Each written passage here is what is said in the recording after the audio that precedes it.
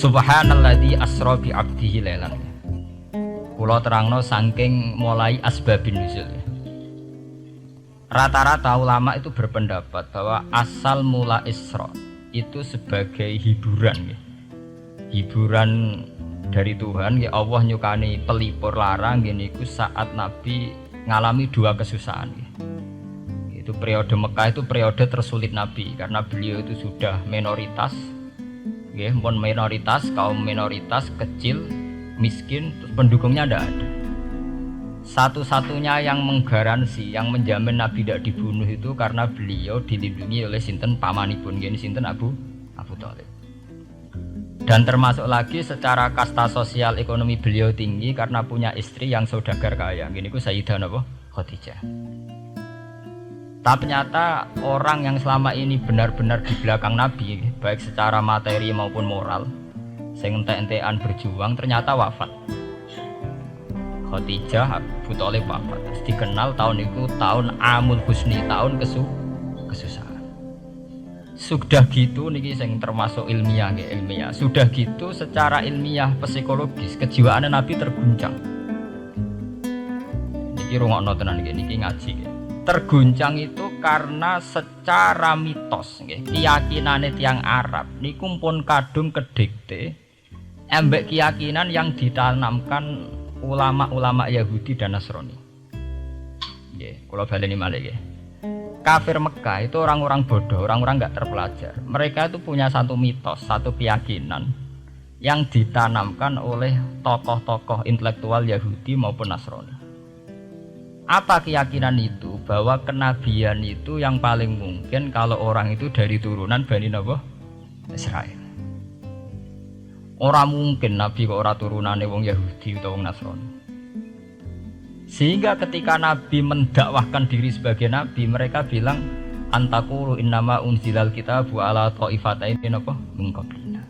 Nak jenenge wahyu harus tidak jauh-jauh sangka turunan-turunan Yahudi. Sebab itu banyak cerita di Quran, cerita konsultasi tiyang kafir Mekah pada tokoh-tokoh Yahudi.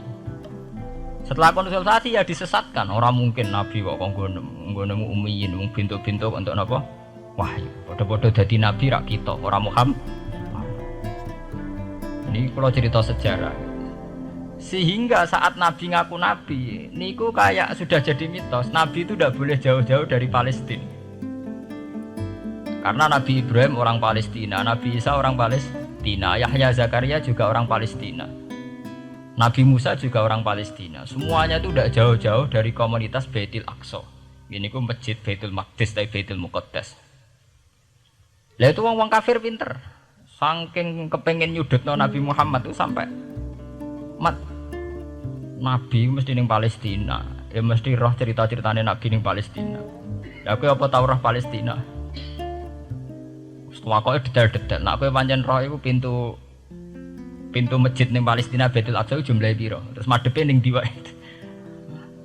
Jadi bahwa Nabi ngeklaim diri sebagai Nabi yang bisa membaca malakutas samawati, baca alam-alam gaib. Niku dites nek iso tenan saiki aku takok jumlahe pintu Baitul Maqdis piro. Niki peringatan kangge santri-santri bahwa semua nabi itu di luar dites fisik. Artinya zaman Nabi sholat di masjid kayak teletong unta terus disiksa Abu Jahal itu hanya ujian-ujian fisik. Tapi di luar itu sebetulnya Nabi juga mengalami ujian-ujian intelektual. Ya kayak cerita-cerita di hadis Sahih, Nabi itu sering didatangi orang Yahudi ditanya, "Mat, saya punya 5 pertanyaan. Yang tahu itu hanya Nabi. Kalau kamu bisa jawab ya Nabi, kalau enggak ya enggak Nabi." Termasuk takokane, apa pertama yang dimakan ahli jannah saat masuk surga? Takut aneh-aneh. Terus kenapa anak itu kok kadang mirip bapaknya, mirip ibunya? So takut aneh-aneh. Dan itu berlanjut terus sampai Nabi di periode Madinah. Nah sebab itu Nabi itu secara intelektual itu diasah Tuhan lewat proses Isra. Di mana Nabi saat itu secara fasih bisa menjawab jumlah pintu Masjid Aqsa sekian. Perilaku Nabi Musa begini, wajahnya Nabi Musa begini, wajahnya Nabi Ibrahim begini. Sampai di hadis-hadis Sahih, Nabi bisa menjelaskan detail. Nabi Musa itu rambutnya kayak ini, wajahnya kayak ini, ada mutiwal. Itu detail sekali Nabi. Sebab itu di sini diterangkan oleh Imam Suyuti, peristiwa Isra adalah peristiwa di mana Nabi berjumpa para sinten Nabi. Itu asal usulnya kenapa? Karena sudah kayak menjadi mitos, Nabi itu tidak boleh jauh-jauh dari tradisi Yahudi, tradisi Palestina. Paham ben sampean roh asal usulnya. Tapi kemudian asal usul itu sebetulnya hanya sementara, hanya permainan politik. Sampean ben roh sejarah, permainan politik, manipulasi politik. Sebetulnya Nabi itu ya tidak jauh-jauh dari beliau adalah keturunan Israel. Israel itu bukan menunjuk sebuah negara loh, sampean pun salah paham. Israel dalam bahasa Quran itu menunjuk auladi Yakub. Israel menjadi negara kan baru kemarin setelah diberi kemerdekaan Inggris, paham ya? Israel sebagai negara kan baru apa? Kemarin. Sehingga istilah Israel di Quran maupun di hadis adalah menunjuk auladi Yakub. So intinya di antara anak Nabi Yakub ana jenenge Yahuda. Yahuda di turunan-turunan niku Bani Yahuda niku diarani Bani napa? Israel. Ternyata setelah dirunut Nabi Muhammad itu tidak beda jauh dengan keluarga Israel. Karena Nabi adalah turunannya Nabi sinten? Ibrahim. Okay. Nabi Ibrahim niku gada putra kalih sing gada turunan gini Ishak kalian Ismail. Ismail kalian Nabi Ibrahim disalap teng Mekah. Gini sing disebut Quran inni askantu min dzurriyyati biwatin ghairi dzi sar'in inda baitikal muharram. Terus saking Nabi Ismail nurun-nurun ngantos Sayyid Adnan. Ya, mulane nak teng berjanji disebut wa adnanu bila raibin inda dzabil ulumin nasabiyya ila dzabihi Ismail nisbatuhu wa mun. Secara teori ilmu nasab Sayyid Adnan jelas-jelas wa adnanu bila raibin inda dzabil ulumin nasabiyya ila dzabihi Ismail nisbatuhu wa mun apa? Tapi yang menjadi masalah yaitu tadi saya sudah bilang ya. Seakan-akan Nabi Muhammad itu orang yang benar-benar berbeda dari dinasti itu, dari keturunan itu. Karena orang Yahudi, orang kafir Mekah di kepentingan menggagalkan kenabian Muhammad.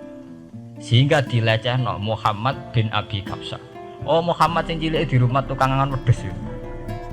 Jadi kowe nak seneng kiai kan inna akramakum indawi atqakum. Cek Ben Karlan, cek Karmin pokoknya takwa ya kiai. Ya, itu nak lagi gedeng kiai iku kan. Anake Karlan kok kakean tingkah. Nah dhisik wong Mekah ya ngoten niku. Jadi nak muni Muhammad bin Abdullah bin Abdul Muthalib itu terhormat. Mereka adalah orang-orang bangsawan di seputar Quraisy. Nabi itu kastane Quraisy. Jadi kalau Muhammad bin Abdullah bin Abdul Muthalib itu ketok terhormat. Wong kafir pinter nang istilahna ora Muhammad bin Abdullah. Muhammad bin Abi Kabsah. Mergo cilike Nabi tau dirumat cara kene ya Karlan ning penjara desa. Mulane Nabi tau angon wedhus mergo tau de bapak angkat sing tukang napa? Wedhus. Lah wong Mekah pinter dididik wong Yahudi. Kena istilahnya aja Muhammad bin Abdullah bin Abdul Muthalib itu cek kekerenan terlalu apa? Keren. Jadi Muhammad bin Ibnu Abi Kabsah. Jadi wong nak seneng Pak Harto kan Soeharto jenderal besar. Nek sing gedhe wong kemusuk kan repot ya. Oh, terus nyebut desa asli ini asal kena seneng bupati ya jadi bupati. Orang nomor 1 di Bojonegoro. Nak gedhe golekno asal usule. Sing ngoten mun sunatullah mulai riyen sampai kiamat ya. Sunatullah ilati qad khalas napa? Min qabl. Walanta jidali sunnatil lain napa? Tabdila. Ya akan begitu. Nah sehingga peristiwa Isra itu satu peristiwa rohani ya. Selain peristiwa rohani nanti akan diwajibkan sholat, juga ada peristiwa intelektual, ada pengajaran intelektual bahwa semua nabi itu harus punya tradisi yang sama, punya karakter yang sama. Jika Nabi dalam proses Isra itu dipertemukan dengan Nabi Ibrahim, Nabi Musa, nabi-nabi yang lain. Dan diskusi di situ juga ada diskusi-diskusi. Paham ya? Niki penting ya, penting kalau terangaken karena kalau tanpa tradisi yang berkelanjutan ya, sing disebut tenggene thariqah jenenge as-sanad al-mu'tabar. Sanad sing mu'tabar utawi nak tenggene pondok-pondok kitab disebut sanad sing muttasil. Ini nanti semua tradisi kenabian akan melenceng. Kalau melenceng itu ngeri. Karena setiap orang dia mesti ada subjektivitas sendiri, punya versinya sendiri. Sehingga semua nabi harus model istilah politik itu punya platform yang sama, punya karakter yang sama, punya model yang apa? Sama. Nah, sebab itu secara intelektual Nabi Muhammad itu dikenalkan oleh karakter para nabi-nabi dulu. Nggak detail. Satu Quran 30 juz. Andai kan sampai hafal Quran, sampai ngurunut sejarah, coba. Kita ini kan kadung dibentuk, artinya kita ini ya alhamdulillah sudah kadung kebentuk, tahu sejarah para nabi. Tapi asal usulnya kita tahu lewat kitab yang namanya Al-Quran. Supaya apa? Nabi Muhammad itu dibimbing bahwa Quran atau ajaran beliau benar-benar musaddiqal lima baina yadeh, benar-benar selaras dengan ajaran sebelumnya. Mulai ajaran yang bersifat samawi sampai hal-hal yang basariyah, yang menyangkut tabiah apa? Basariyah. Kalau contohnya ngeten, misalnya begini. Nabi Muhammad disejarahkan Nabi Ibrahim, beliau punya problem. Problem itu berupa punya bapak atau paman yang tidak Islam. Bahkan nak ceritane kiai-kiai desa dari Nabi Ibrahim cilike kon adol patung. Terus didol meniki patung, ya ora manfaati ra mudarati, mbok tuku ya karepem ora napa karepem. Ono sanate mbok ora, pokoke cerita itu populer. Disejarahkan begitu. Sehingga Nabi Muhammad tahu, oh ternyata yang punya problem ngadepi keluarga itu tidak saya tok. Dulu Nabi Ibrahim juga punya problem ngadepi keluarga. Aku tak lumayan terima paman, Pak Lek, Pak De, Abu Jahal sinten? Nabi Ibrahim malah bapak. Udah gitu.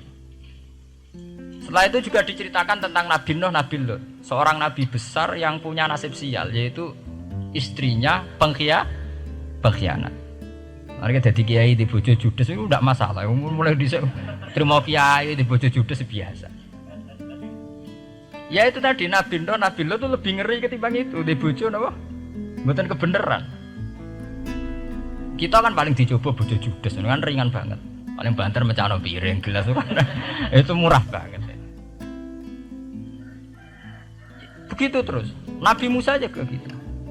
Diceritakan Nabi Musa, beliau adalah seorang sosok Bani Israel yang temperamental. Ya basaria sekali. Saking temperamentalnya ketika tukaran ya jotos. Karena nak kiai temperamental kadang jotosan ya ono sanate ya Nabi Musa ku nak tukaran ra cocok napa? Jotos. Fawakazahu Musa faqada alai.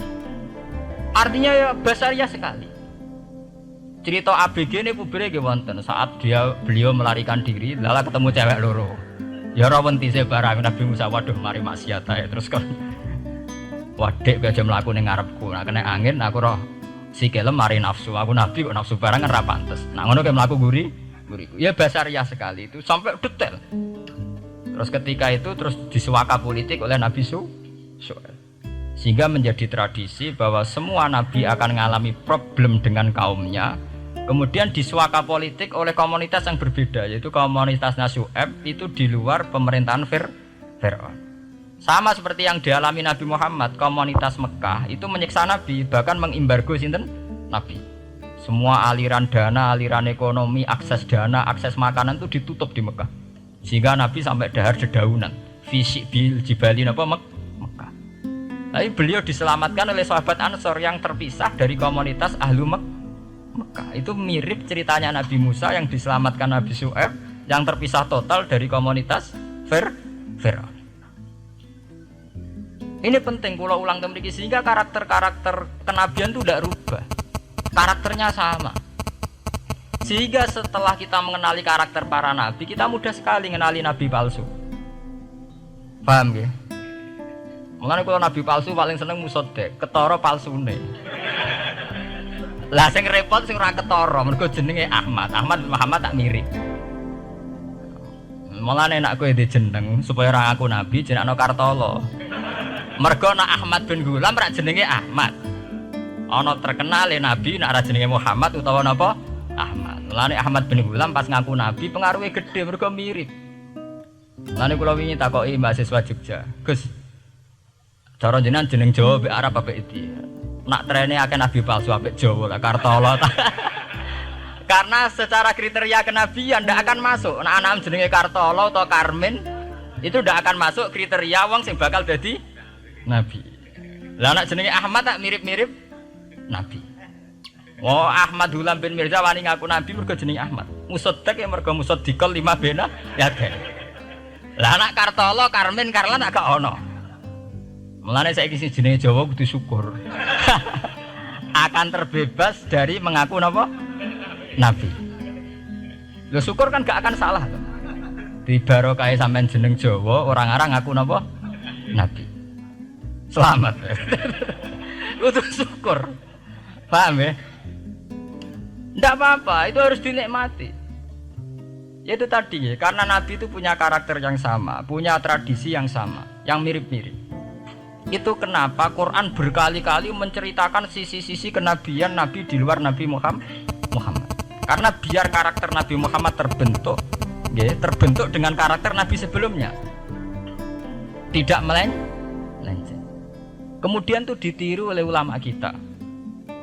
Kita punya guru punya guru lagi, punya tradisi yang sama. Nak mulang kudu istiqomah, santri loro lah kudu diulang.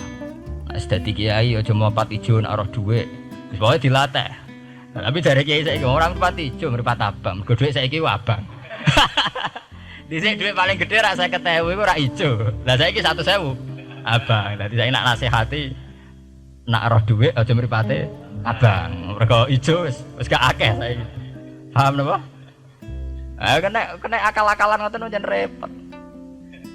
Tugare kula di santri dablek, nek di bojo aja moro tangan. Kula mboten moro tangan, kula saduk, moro sikil. Kena anekdot ngono rusak. Adu-adu ning bojone. Bojone loro, bareng bojone nguwap. Kowe jare rabi Pak ning jaba, bojom jare loro fitnah, Dik. Sing bener telu. Ayo kan repot. Ketemu cangkem elek rusak kabeh. Fitnah udik nak loro. Sing bener apa? Telu. Lah sakniki mun politik ngoten. Enggak, saya sebagai pejabat tidak pernah mengkorupsi 1 sen pun uang rakyat. Wong edan tapi korupsi ya sak sen. Wong ra waras tapi korupsi napa? Sak sen. Ngono miliaran tok. Korupsi napa? Sak sen. Ya mesti ae. Geneman. Ayo, jadi zaman akhir itu kayak zaman dhisik, kayak Abu Nawas kabeh. Jadi apa-apa niku mun mboten karu-karuan. Wah itu permainan kata begitu niki kula penting kula terangaken. Saya sebagai ahlul Quran, orang yang banyak baca Quran, itu kita akan tahu betul betapa parahnya atau akibat negatifnya dari permainan kata itu. Dan itu dilegalkan Quran, disahkan Quran dalam beberapa ayat. Yaqulun apa yuriduna ayutfi'u nurallahi bi afwahihim. Orang-orang Yahudi, Nasrani, kafir Mekah itu ingin sekali membunuh Islam lewat permainan kata bi afwahihim. Yaitu tadi misalnya kalau Muhammad bin Abdullah bin Abdul Muthalib itu kelihatan keren karena masih Bani Quraisy. Tapi kalau diistilahkan Muhammad bin Abi Kabsah, wah Muhammad sing anake Karlan iku ora ummiyin. Baleke dadi wong alim terus diistilahno bapakmu sing cilike iku angon wedhus. Ya terus repot terus ajur kah? Kabeh. Itu biafahim. Efektivitas biafahim itu sampai tenggene Tarikh Suyuti wonten keterangan wa min dzalika irtadda jam'un minas sahabah. Dari permainan kata yang ditanamkan orang Yahudi itu sampai banyak sahabat yang murtad. Istilahnya itu jam'un minas sahabah. Meskipun setelah murtad itu ya divonis tidak sahabat. Misalnya menyangkut nasa mansub. Orang Yahudi pinter, du'afaul muslimin, orang-orang muslim yang imannya masih lemah. Delok le nabimu, wong kok pelin-pelane ngono. Dhisik Ka'bah madhep Baitul Maqdis. Iku wis bener iku mergo kiblate Nabi Musa.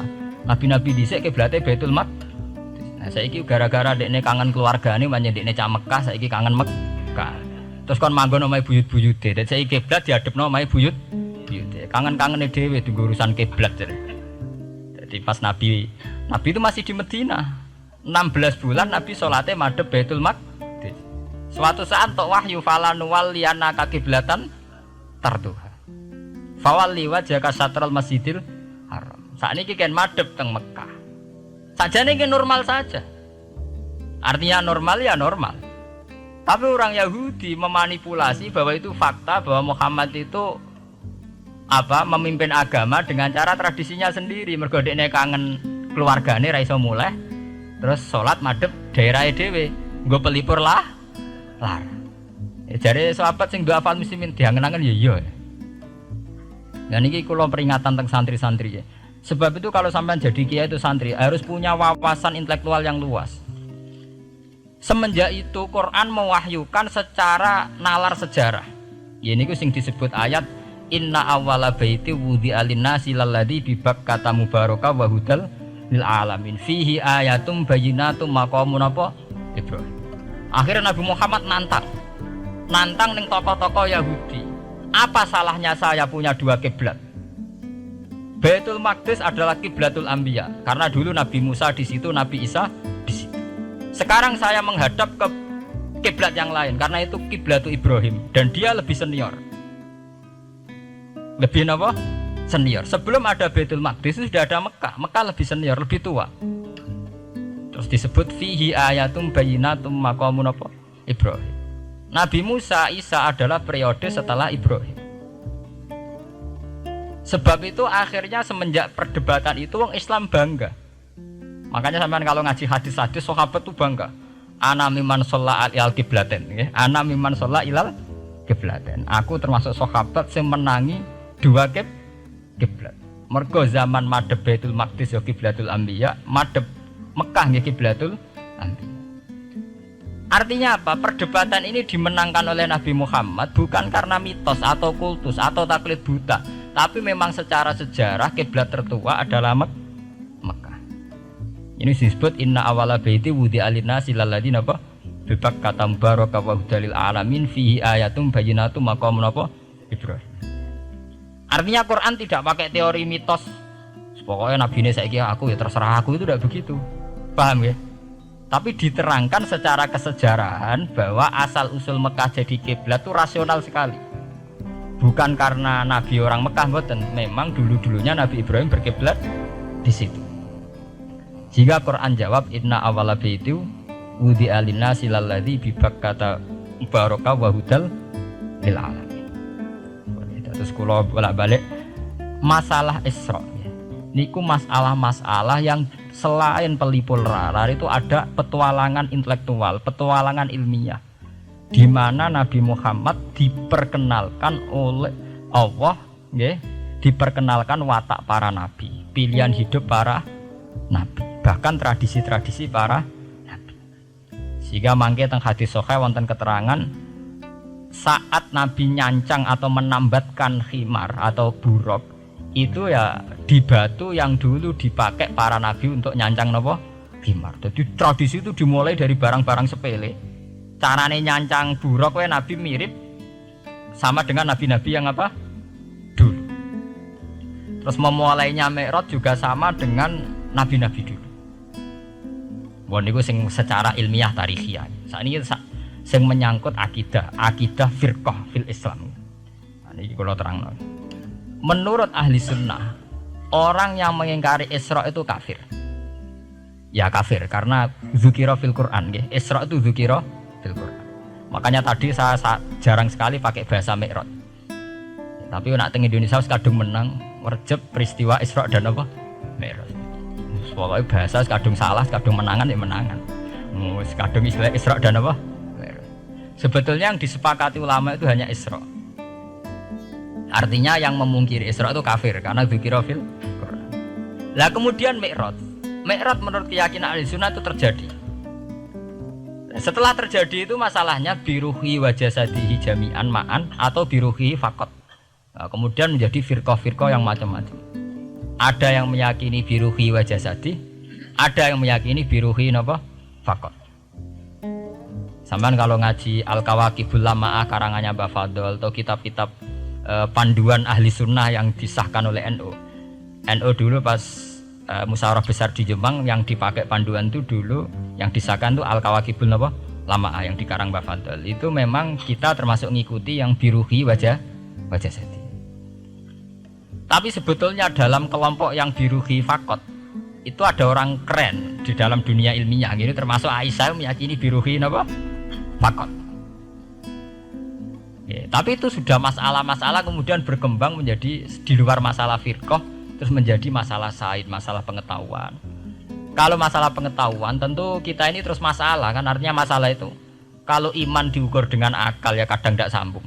Wah itu mokal, orang dengan kecepatan sekian pasti hancur. Dan agama ukur akal terus ya repot. Wong dipendem sudah dibalung ya dibalung, dibakas tangi bareng. Jadi sing disoal ora mek rotok kabeh napa? Disoal. Manjen masalah manusia itu masalah-masalah sing ya begitu. Pun itu buatan penting. Nah, itu terus kemudian menjadi firqah. Terus kemudian ada hadis-hadis yang menerangkan proses Nabi dialek dengan para nabi.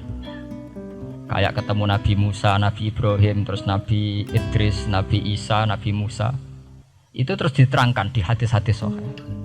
Ini kalau balik tentang keterangan wau, sebetulnya pertemuan-pertemuan ini itu dimaksudkan Nabi biar punya tradisi yang sama dengan nabi-nabi sebelumnya. Karena ini penting ya. Sama nek sira rasane dadi kiai. Niku kroso banget. Misalnya kita akan dididik ala pesantren misalnya. Kita punya kiai-kiai yang punya tradisi. Misalnya nak rawong nakal, wong minum, astagfirullahaladzim, wong kok ngono kan itu. Ya hanya begitu. Sehingga wis kaya identik angger kiai NU atau amalia NU iku rawani naboki wong sing nyabu. Ya rawani nyaduki wong sing lagi minum. Kemudian itu dianggap satu kekurangan atau apa, walhasil kemudian lahir kayak FPI, orang yang tidak menerima metode itu. Tapi sudah kayak ada janjian tuh begitu. Kiai paling anti kemungkaran lah itu. Misal kiai paling kerengau sapa yang terkenal kerengau. Mereka tidak punya catatan repot bahwa mereka pernah jotosi wong minum. Masih sing sering jotosi santri lah itu tetap rata wono terkenal jotosi napa? Wong sing mabuk, wong sing minum. Itu sudah kayak tradisi. Dulu zaman Basim Asari Jombang terkenal ijo be abang, yang abang ya abangan tenan. Sing ijo. Tapi tidak ada catatan sejarah kiai jotosan be pemabuk. Ya memang kayak kita sudah punya tradisi nak roh kemungkaran itu menang kalah itu lewat proses bil hikmati wal mau'izatil hasan. Kita ini kayak punya tradisi nak roh kemungkaran milih model Nabi wa mahdi qaumi fa innahum la ya'lam. Itu ya kayak ada janjian begitu. Meskipun kita sebagai orang alim ya tahu nahi mungkar itu wajib. Nahi mungkar itu begini-begini, tapi ya praktek kita tidak pernah begitu. Kalau di Timur Tengah kebalikan. Mana ada terima karuan wong nakal. Podo soleh beda aliran halal dibunuh. Sehingga wong Sunni yo ngalalo darah wong Syiah nggih ngalalo darah napa? Wong Sunni. Ya sudah kayak tradisi. Sampai anak maca kitab fikih-fikih khas Arab. Mau biasa muni wong ngene iku muhaddarun damu. Padahal ya wong soleh, wong Islam di mazhab apa nih disebut darun apa? Damu. Sehingga kita itu tadi kita punya tradisi. Saya tuh kalau sedang tahajud, matehai para wali-wali songo atau apa, itu yang terpikir di saya itu hanya satu. Agama Islam itu lahir lewat Quran dan hadis. Tapi kemudian tahu-tahu tetap berimprovisasi, berkembang sesuai tokoh yang membawa. Sampai kalau melihat Islam di India dulu sampai perang besar-besaran, kemudian zaman Abul A'la Al-Maududi, zaman periode Muhammad Iqbal, sampai India pecah, kemudian jadi Pakistan yang bernegara apa? Islam, karena banyak konseptor Islam yang tidak setuju negara sekuler. Akhirnya mereka misah jadi negara Islam Pakistan. Kemudian Timur Tengah juga begitu. Karena Timur Tengah sudah Islam semua, masalahnya itu diislamkan ala Sunni atau ala Syiah. Iran menjelma sebagai aliran Syiah. Yang Sunni dianggap sesat, halal darah. Irak zaman Saddam Hussein pemerintahan Sunni. Sing Syiah dibantai sehingga wong Kurdi do mati. Era Saddam keok gentenan Saddam sing di. Makanya kalau saya ngaji di Jogja, seminar di Jogja bilang, kita ini harus bersyukur. Kita ini punya tradisi konflik yang terbaik di dunia. Enggak, kita ini punya tradisi konflik yang terbaik di dunia. Sampai nak Isra Ikhwanil Muslimin teng Mesir. Badan Intelijen Nasional atau Badan Stabilitas Nasional, Bakor Setanas itu harus terima kasih sama tradisi tokoh-tokoh Islam di Indonesia. Lepas dari kita setuju tidak setuju itu terserah, tapi kita punya tradisi konflik yang paling baik di dunia. Kurang bencinya Gus Dur sama FPI atau FPI sama Gus Dur, paling mereka ya adu statement di depan wartawan. Itu bagus sekali, cara nang Arab wis tembak-tembakan. Kita punya sejarah. Secara pesantren saya itu punya sejarah panjang. Zaman Mbah Imam beda dengan Mbah Zubair, zaman Kiai Memun beda dengan Kiai yang lain. Paling adu statement saat ada tamu itu paling bagus. Kita punya tradisi konflik paling bagus di dunia. Kayak apa mangkelnya orang NU saat Gus Dur diimpis, dipecat. Tapi habis itu ya sering seminar ketemu Amin Rais. Ya mereka adu polemik, ini tidak konstitusional, ini apa. Gus Dur bau jurus dekret. Sing sitok nggawe jurus sidang mewah, nah, kurang serem sidang istimewa dilawan sidang luar biasa. Pokoknya agak istilah sing serem-serem. Tapi tidak saling bunuh loh, sampean harus syukur loh. Selama ini orang awam sering bilang, loh kiai kok tukaran. Sampean bandingkan di Timur Tengah, jenenge tukaran mesti tahdirudam. Para polisi, para badan intelijen, para yang menjaga stabilitas negara ini harus terima kasih sama tradisi tokoh-tokoh Indonesia. Yang namanya di Mesir, di Irak, di mana-mana jenenge tukaran mesti melibatkan pertumpahan darah. Saat Arab Saudi jadi Wahabi itu besar-besaran pembunuhan apa pengusiran orang-orang Sunni. Tapi di Indonesia enggak, si anarkis. Paling itu tadi adu polemik. MLB dilawan MLB itu masih keren sekali, tidak apa-apa.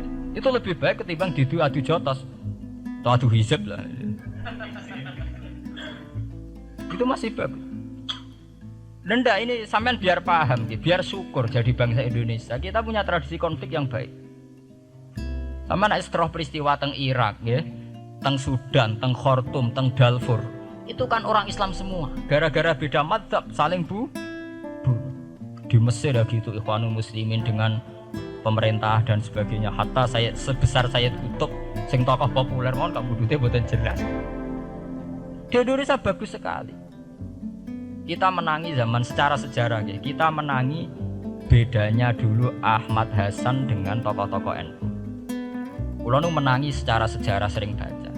Terus zaman anyar-anyarane NU asas tunggal bedanya Gus Dur dengan Kiai As'ad. Sak mangke bedane PKB dua versi.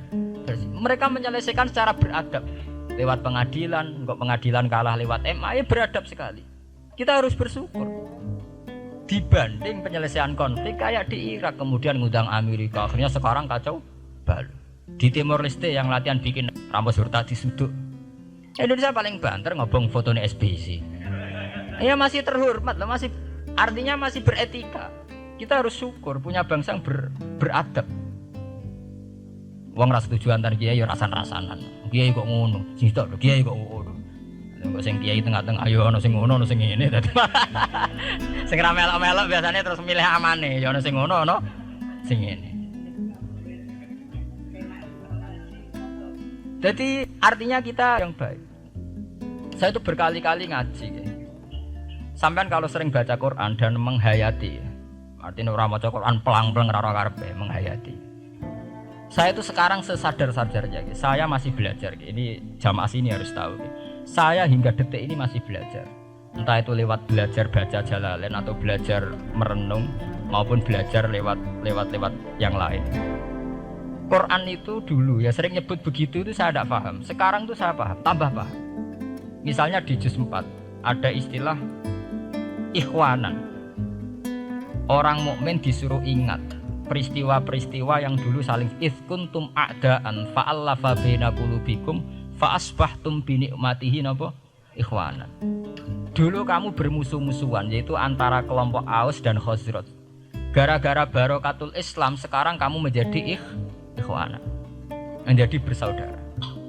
Sampean kalau melihat TV merunut konflik di Irak, sering ada bom bunuh diri, itu kan ada asal usulnya. Memang sekarang orang menimpakan kesalahan itu pada pasukan multinasional yang dipimpin Amerika dan Inggris. Tapi sebetulnya ada usul-usulnya. Sampai Amerika bisa masuk karena orang Irak tidak ikhwanan. Tidak apa? Yaitu ada Syiah, ada Sunni, mereka saling menikam, saling bunuh. Sehingga karena ada ikhwanan ini pihak ketiga masuk, yaitu tentara multinasional.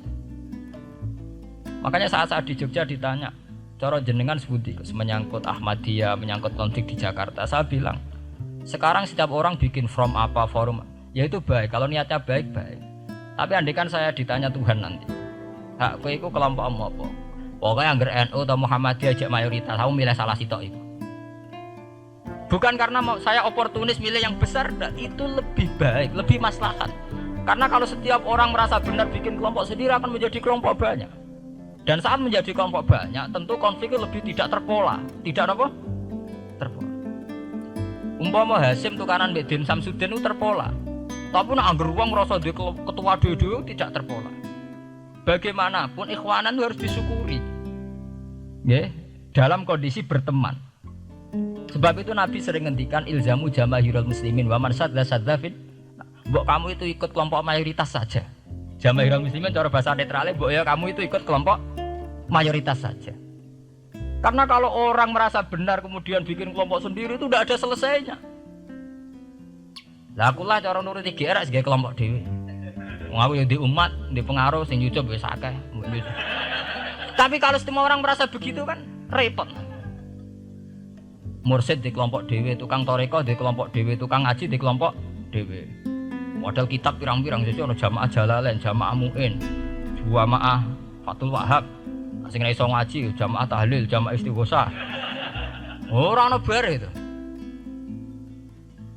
Saya tuh kalau ditanya di Jogja, meskipun saya kritis, artinya kritis itu mungkin terhadap satu fenomena kita tidak setuju atau Muhammadiyah dalam banyak hal atau satu dua hal. Itu tidak menjadi alasan kita untuk tidak mengikuti mainstream. Karena kalau mainstream ini dilanggar, itu kita tidak akan ikhwanan. Dan akibat negatif dari tidak ikhwanan adalah kayak kasus Iran. Iran itu kenapa tidak mudah diserang Amerika padahal punya nuklir? Karena mereka seragam Syiah semua. Itu lebih gampang, lebih susah. Lawan itu apa? Susah. Arab Saudi juga mudah diadu karena karuan seragam Wahabi semua. Kita tidak bicara itu ya akidah. Mungkin kamu bisa debat Wahabi itu benar apa enggak. Tapi karena relatif aman, nggak diacak. Indonesia juga gitu. Kenapa tidak banyak konflik? Karena orang itu Islamnya kalau udah NU ya Muhammadiyah. Buat cocok ra cocok boleh milih. Itu lebih mudah. Ketimbang ada faksi-faksi baru kemudian stabilitas menjadi tambah kacau. Lalu kalau saya loh ya, saya pribadi menghimbau ya. Melihat ayat itu dihitung Tuhan sampai Allah ngendikan apa if kuntum a'daan fa'allafa baina qulubikum fa asbahtum bi ni'matihi apa. Kekuatan sebuah negara itu bukan karena senjatanya canggih, tapi karena rakyatnya tidak bentrok. Ya bayangkan kayak Indonesia. Andai kan Jawa itu mayoritas Islam. Kemudian mereka ingin mendirikan negara Islam. NTT merasa tidak diwongke terus keluar dari Indonesia. Nanti Maluku, Ambon juga gitu. Daerah-daerah yang Islamnya tidak mayoritas begitu. Kayak apa susahnya militer? Andai kan setiap kelompok itu punya jamaah besar. Terus sering bikin muktamar. SBC berbakar Muktamar NU, Muhammadiyah. Ada wong di kelompok pra kesel SBC. Gak sudah jadi presiden. Juga setiap forum umat Islam gawe napa? Kok gawe muktamar? Iku muktamar urung ana tandingane, wis pirang-pirang.